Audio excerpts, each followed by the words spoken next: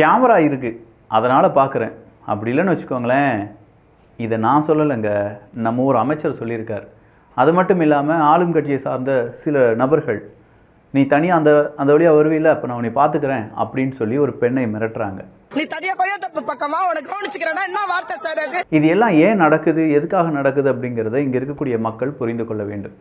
அதை விட ரொம்ப முக்கியமாக இந்த இணையதளத்தை பார்க்கக்கூடிய நண்பர்கள், டிபி ட்ரூப்ஸ், உங்களுக்கு தெரிஞ்ச உறவுகள் யாராவது இருந்தாங்கன்னா, ஒரு டிவி டிபேட் ஷோ நடக்குது அப்படிங்கிறத ஃபஸ்ட் எப்படி கணிக்க வேண்டும்? ஒரு டிவி டிபேட் ஷோவில் உண்மை என்ன, பொய் என்ன, உங்கள் மத்தியில் எதை விதைக்க நினைக்கிறார்கள் அப்படிங்கிறத அவங்க என்ன புரிஞ்சு கொள்ள வேண்டும் அப்படிங்கிறதுக்கான சின்ன சின்ன சிக்னல்ஸை நீங்கள் கொடுக்க போகிறீங்க. இந்த இன்புட் அவங்களுக்கு கிடைச்சாதான் அடுத்த டிவி டிபேட் ஷோ வரும்போது அவங்க இதெல்லாம் யோசிப்பாங்க. அது என்ன அப்படிங்கிறதையும் இந்த ஒரு பதிவிலேயே பார்க்க போகிறோம். இது ஆழமான அரசியல் சதுரங்கம்.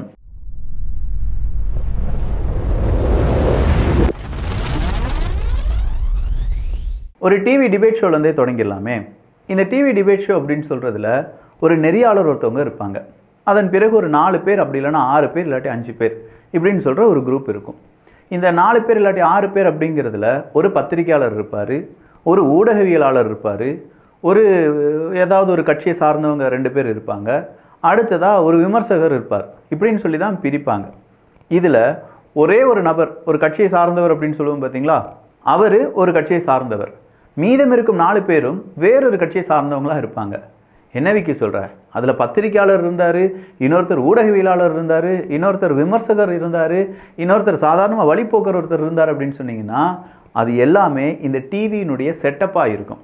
அதாவது அந்த சேனல் இருக்குது பார்த்தீங்களா, அந்த சேனல் நடத்தக்கூடிய செட்டப். அந்த செட்டப் என்ன செய்வாங்கன்னா, சார் அந்த கட்சிக்கு எதிராக ஒருத்தர் இருக்கார், நம்ம கட்சிக்கு ஆதரவாக 4 பேரை நம்ம பிடிச்சிட்டு வரணும், 4 பேரை கொண்டு வான்னு சொல்லுவாங்க.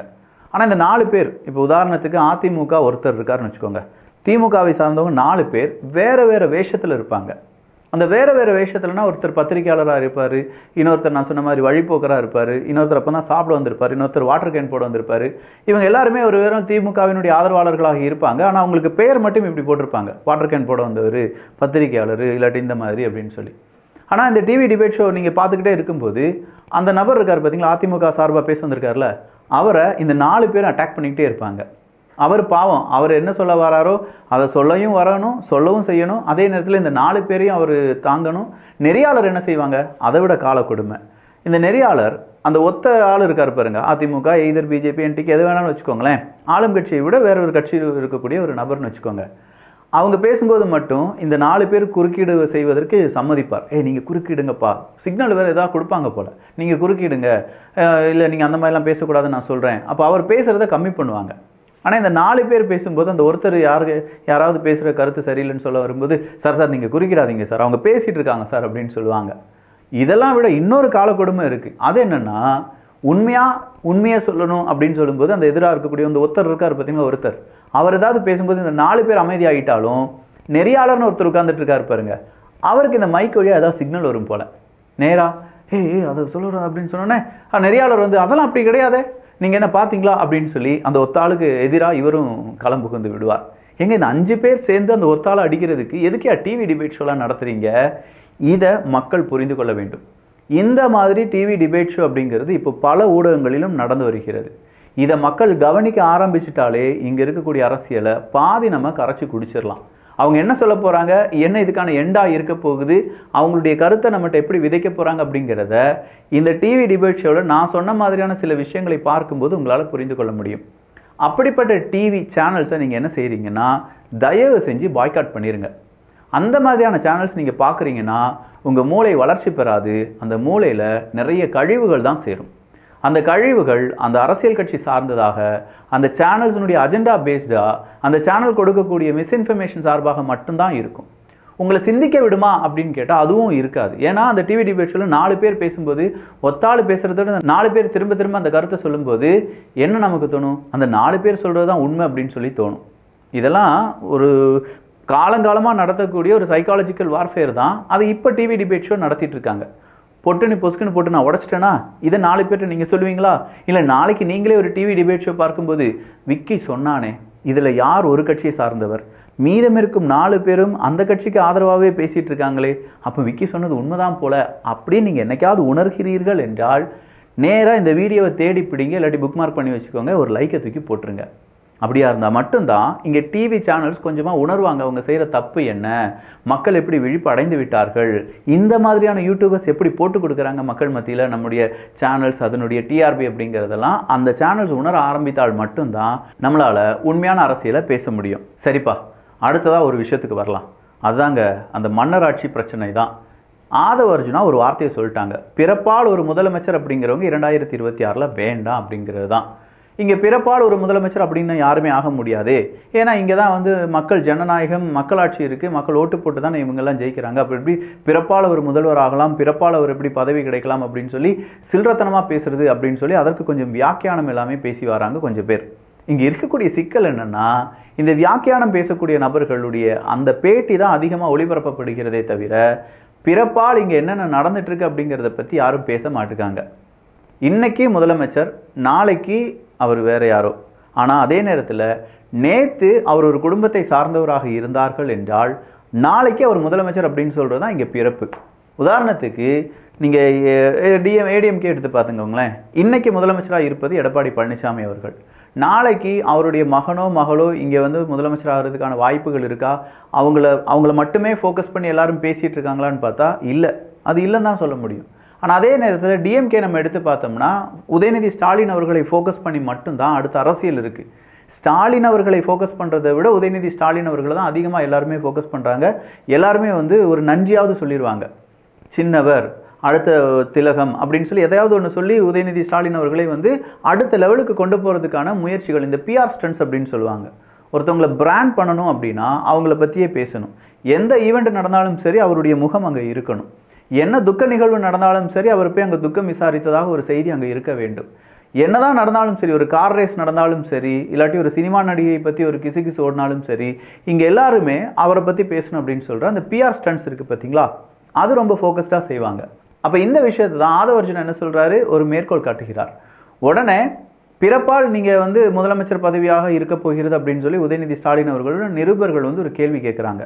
இங்கே ஓட்டு போட்டு தானே நம்மெல்லாம் மக்கள் ஜனநாயகத்தில் எம்எல்ஏ எம்பிலாம் ஆக்கிட்டு இருக்கோம், அந்த ஆளுக்கு அறிவு இல்லையா அப்படின்னு சொல்லி ஆதவ அர்ஜுனாவை அவங்களுடைய கூட்டணி கட்சியை சார்ந்த முக்கியமான துணை பொதுச் செயலாளரை அந்த ஆள் இந்த ஆளுன்னு சொல்லி உதயநிதி அவர்கள் பேசுகிறாங்க. சொல்லப்போனால் உதயநிதி ஸ்டாலின் அவர்கள் ட்ரிகர் ஆகிட்டாங்க அப்படின்னு சொல்லலாம். அப்போ இதை நேராக தோல் திருமாவளவன் அவர்களிடம் கேட்கப்படுது. ஆதவ அர்ஜுனா பேசுனது 100% தவறு அப்படின்னு சொல்கிறீங்க. விசிகாவை சார்ந்தவர்களே ஆதவ அர்ஜுனாவை பொருட்டாவே மதிக்கவில்லை அப்படின்னு சொல்கிறாங்க. ஈவன் ஷானாஸ் அவர்களாக இருக்கட்டும், இன்னும் கொஞ்சம் பேர் முக்கியமான ரவிக்குமார் அவர்களாக இருக்கட்டும், இவங்க எல்லாருமே ஆதவ அர்ஜுனாவுக்கு எதிராக கருத்துக்களை சொல்லி வராங்க.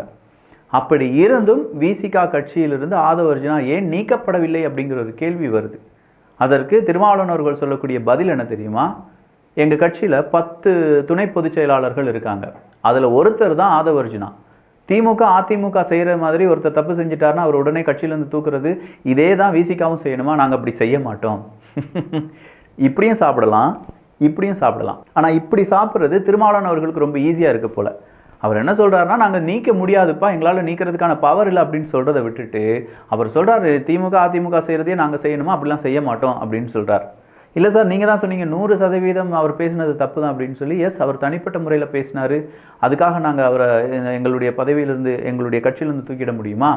தலித் அல்லாத ஒரு நபரை எங்களுடைய கட்சியிலிருந்து தூக்குவதற்கு நாங்கள் பலமுறை யோசிப்போம் அப்படின்னு சொல்கிறாங்க. ஆனால் இதே திருமாவளவன் அவர்கள் தான் முக்கியமான சில முடிவுகளை எடுப்பதற்கு முன்பாக நான் தான் இந்த ஆதவ அர்ஜுனாவை அங்கே போக சொன்னேன், அந்த நூல் வெளியீட்டு விழாவுக்கு போக சொன்னேன் அப்படின்னு சொல்கிறார். ஆனால் இந்த நூல் வெளியீட்டு விழாவை ஆர்கனைஸ் பண்ணதே ஆதவ அர்ஜுனா அவர்களுடைய அந்த வாய்ஸ் ஆஃப் காமன் என்பதை மறுபடியும் தோல் திருமாவளவன் அவர்கள் மறந்து விட்டார். இல்லை, நம்மிடம் அதை ஒரு மிஸ்இன்ஃபர்மேஷனாக பகிர நினைக்கிறார். ஆர்கனைஸ் பண்ணதே ஆதவ அர்ஜுனா அவர்கள் தான். இதில் தோல் திருமாவளவன் அவர்கள் சொன்னதின் பெயரில் தான் ஆதவ அர்ஜுனா அங்கே போய் பங்கெடுத்தார்கள் அப்படின்னு சொல்கிறாங்க பார்த்தீங்களா? வேற லெவல் கேம். இதை விட இன்னொரு கேம் என்ன தெரியுமா? கொஞ்சம் நாட்களுக்கு முன்னாடி விஜய் அவர்களுடைய மாநாடு நடக்கிறதுக்கு முன்னாடி திருமாவளவன் அவர்களுடைய மது ஒழிப்பு மாநாடு அப்படிங்கிறது ரொம்ப பெரிய அளவில் ஃபேமஸாக இருந்துச்சு. அதில் தான் அதிமுக கூட வரலாம் அப்படின்னு சொல்லி திருமாவளவன் அவர்கள் பேசினது திமுகவுக்கு கடும் கோபத்தை ஏற்படுத்தியது. அது எப்படி நீங்கள் அதிமுகவை அழைக்கலாம், எங்களை அழைக்காமல் அதிமுகவை அழைப்பது சரியா தவறா அப்படின்னு சொல்லி அது அரசியலாக மாற்றப்பட்டது. அதுக்கும் திருமாவளவன் அவர்கள் ரொம்ப பெரிய அளவில் உருண்டு பல இடங்களில் உருண்டு பிறண்டு அதை வந்து சால்வ் பண்ணார். அப்படி நான் சொல்லலை, நான் சொன்னது வேறு விதம், பத்திரிகையாளர்கள் எழுதுனது வேறு விதம் அப்படிலாம் சொல்லி அவர் ஓகே சமாளிச்சிட்டாருன்னு வச்சுக்கோங்க. இப்போ மறுபடியும் அவர் சமாளிக்க வேண்டிய தருணம் இருக்குது.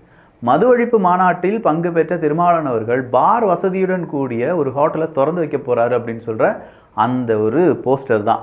விகடன், ஜூனியர் விகடன் இது அட்டை பத்திரமா போடுறாங்க. என்ன திருமாவளவன் அவர்களே, பார் வசதியுடன் கூடிய இந்த ஹோட்டல் நீங்கள் திறந்து வைக்க போறீங்கன்னு சொல்றீங்க. அதே திருமாவளவன் அவர்கள் தான் அந்த பக்கமாக மது ஒழிப்பு மாநாடு நடத்த போறேன்னு சொல்றீங்க. மறு வச்சதும் நீங்கள் தான், மறு வைக்காமல் இருப்பதும் நீங்கள் தானா அப்படின்னு சொல்லி திருமாவளவன் அவர்களை கேள்வி மேலே கேள்வி கேட்குறாங்க. சரிதானே? மது ஒழிப்பு மாநாடுனா மதுவே ஒரு சொட்டு கூட தமிழ்நாட்டிலிருந்து இருக்கவே கூடாது அப்படிங்கிறதுக்கான ஒழிப்பு மாநாடு. ஆனால் பார் வசதியுடன் கூடிய அப்படின்னு சொல்லுது மது கிடையாதா? அது அமிர்தமாக மாறிடுமோ தெரியலை, அவருக்கு தான் தெரியும். அடுத்தா சேகர்பாபு அவர்கள் ஒரு கட்டிடம் இடிப்பு வேலை நடக்குது. அந்த இடிப்பு வேலை நடக்கும்போது பக்கத்தில் இருக்கக்கூடிய தெருவில் நடந்துட்டு இருந்த மேலெல்லாம் விழுகுது. அதை அங்கே இருக்கக்கூடிய மனிதர்கள் கேள்வி கேட்குறாங்க, ஏங்க இங்கே இவ்வளோ பெரிய பில்டிங் இடிக்கிறீங்கன்னு சொல்லி எங்களுக்கு ஏதாவது பாதுகாப்பு நடவடிக்கையில் ஈடுபட்டிருக்க வேண்டியதானே அப்படின்னு சொல்லி கேட்கும்போது சேகர்பாபு அவர்கள் சொல்கிறாங்க, கேமரா இருக்குது அதனால் பார்த்துக்கோமா அப்படின்னு சொல்கிறார். அது எங்கேயோ உடைச்சது தெரியாமல் இங்கே வந்து விழுந்துருச்சு, அதுக்கு கிடந்து என்ன செஞ்சுட்டு இருக்கீங்க அப்படின்னு சொல்லி எகத்தாளமாக ஒரு பதிலை சொல்கிறாரு. பார்த்தீங்களா? பத்திரிக்காரங்க இருக்காங்க, இல்லை நான் கேட்பேன், சும்மா இருமா என்ன வேணும் அடிச்சாங்க, அங்கே இடிச்சது பில்டிங் சரிஞ்சு வந்து விழுந்துச்சு. வேற லெவல் சார். இதெல்லாம் மக்கள் பார்த்துட்டு இருக்காங்க. இந்த வீடியோ ரொம்ப வைரல். உங்கள் குரூப்லலாம் வைரலான்னு தெரியாது, ஆனால் சாதாரண சோஷியல் மீடியா குரூப்பில் இந்த வீடியோ ரொம்ப வைரல். இதை விட இன்னொரு வீடியோ வைரல். அது என்னன்னா, ஒரு திமுகவினுடைய நிர்வாகி ஒருத்தர், ஒரு பெண், அந்த பெண் கம்ப்ளைண்ட் கொடுக்குறாங்க. எல்லாரும் இருக்கும்போது எனக்கு எதிராக நீ கம்ப்ளைண்ட் கொடுக்குறீல்ல, அந்த வழியாக தனியாக தானே வரும், நான் பார்த்துக்கிறேன் அப்படிங்கிறார். இதுக்கு அர்த்தம் என்ன? உங்கள் வீட்டில் ஒரு பெண்ணை பார்த்து ஒருத்தர் சொல்கிறார், அந்த வழியாக நீ தனியாக தானமா வருவேன், நான் உன்னை பார்த்துக்கிறேன் அப்படின்னு சொல்கிறதுக்கான அர்த்தம் என்ன? நீ தனியா பக்கத்து பக்கமா உனக்கு கவனிச்சுக்கிறேன் என்ன வார்த்தை சார்? என்ன தனியா கவனிச்சுக்கிறேன் என்ன சார் கவனிப்பாங்க? அந்த அர்த்தத்துடன் அங்கே இருக்கக்கூடிய அந்த நபர் பேசுகிறார் என்றால் இவருக்கு கொடுக்கக்கூடிய தைரியம் எங்கேருந்து வருது? இதை நம்மளாம் கேள்வி கேட்கவே மாட்டோம்னு நினச்சிறாங்களா? இல்லை கேள்வி கேட்டாலும் எங்களெல்லாம் ஒன்றும் செய்ய முடியாதுன்னு நினைக்கிறாங்களா? இல்லை நம்மளாம் கேள்வி கேட்காத ஜடங்களா? நார்மலாக இவ்வளோ தானே. எங்க ஒரு பெண்ணை பார்த்து இப்படி ஒருத்தர் பேசுகிறாருன்னா அதுக்கு தைரியம் இருக்கணும்ல. அது ஆளும் கட்சியினுடைய பவரா, இல்லை அவருக்கு தனிப்பட்ட முறையில் அவருக்கு கெத்துன்னு நினச்சிக்கிறாரா, இல்லை பெண்களை அவர் இழிவாக நினைக்கிறாரா, பெண்கள் வீக்கானவங்க அதனால் நான் பார்த்துக்கிறேன் அப்படின்னு சொல்கிறாரா? இதெல்லாம் கேட்கணுமா வேண்டாமா? ஓகே, நீங்கள் பெரிய பெரிய ஊழலை கேட்க வேண்டாம், நமக்கு கொடுத்த வாக்குறுதி என்னாச்சுன்னு கேட்க வேண்டாம், நமக்கு அடுத்ததாக என்ன நடக்கும்னு கூட கேட்க வேண்டாம். ஆனால் இதெல்லாம் சாதாரண ஒரு விஷயம் கிடையாது. நம்ம வீட்டு பெண்ணுக்கு நடந்தால் நம்ம எப்படி துடிச்சு விடுமோ அதே மாதிரி தான் அந்த பெண்ணுக்கும் நடந்திருக்கு. இதை விட இன்னொரு கொடுமை, பல வருடங்களாக ஒரு பெண்ணை 10 பேர் சேர்ந்து பாலியல் வன்புணர்வு செஞ்சுட்டு இருந்திருக்காங்க. அந்த பெண்ணுக்கு மனநலம் பாதிப்பு இருக்குது அப்படிங்கிற ஒரு செய்தியை இன்றைக்கி பல ஊடகமும் சொல்லியிருக்காது. ஆனால் அதே ஊடகத்தில் பொள்ளாச்சி சம்பவம் எவ்வளோ பெரிய அளவில் பேசப்படுது, அண்ணா என்னை விட்டுருங்கண்ணா அப்படின்னு சொல்கிற அந்த வீடியோ ஆடியோ, அதை விட கொடுமை இது. மனநலம் பாதிக்கப்பட்ட பெண், ஒரு அந்த பெண்ணினுடைய தோழியினுடைய நண்பர்கள் 10 பேர் அப்படின்னு சொல்கிறது எவ்வளவு ரணக்கொடுமை. அதை பற்றி எந்த விழிப்புணர்வும் இல்லாமல் இதே மாதிரி பாதிக்கப்படக்கூடிய பெண்களுக்கான குரலாக இங்கே யாராவது ஒலித்தார்களா என்பது ஒரு $1 மில்லியன் கேள்வி தான். இங்கே அரசு அப்படிங்கிறது, அரசியல் அப்படிங்கிறதும் சினிமா பேஸ்டாக மட்டும் இருக்குது. கேட்டால் கூத்தாடிகள் அப்படின்னு சொல்லி இப்போ ஷானவாஸ் அவர்கள்லாம் வாய்க்கு வந்தபடி கூத்தாடிகள்னு சொல்லிட்டு இருக்காரு. யாரை? விஜய் அவர்களை. அதை விட்டுட்டு அவர் அறிவுபூர்வமாக திமுகவுக்கு எதிராக இல்லாட்டி திமுகவில் நடக்கக்கூடிய இந்த அவலங்களை பேசுவாரா அப்படின்னு பார்த்தா இல்லை. இன்றைக்கி ஒரு டிவி டிபேட் ஷோவில் நான் பார்க்குறேன், ராஜ்மோகன் அவர்கள் தெரியும்ல உங்கள் எல்லாருக்குமே, அவர் கேட்குறாரு, குலதெய்வ மங்கலம் என்ற ஊரில் சாந்தி அவர்கள் தலித் என்ற ஒரே காரணத்துக்காக ஊராட்சி மன்ற தலைவர் அலுவலகத்தில் அமர வைக்கவில்லை. 3 வருடங்களாக அமர வைக்கவில்லை. இதை எதிர்த்து ஏன் ஷானவாஸ் அவர்கள் பேசாமல் இருக்கிறார்? ஏங்க சரி, கூத்தாடியை பற்றி பேசிட்டீங்கல்ல, வாங்க இதை பற்றி பேசுங்க. ஏன் பேச மாட்டேங்கிங்க?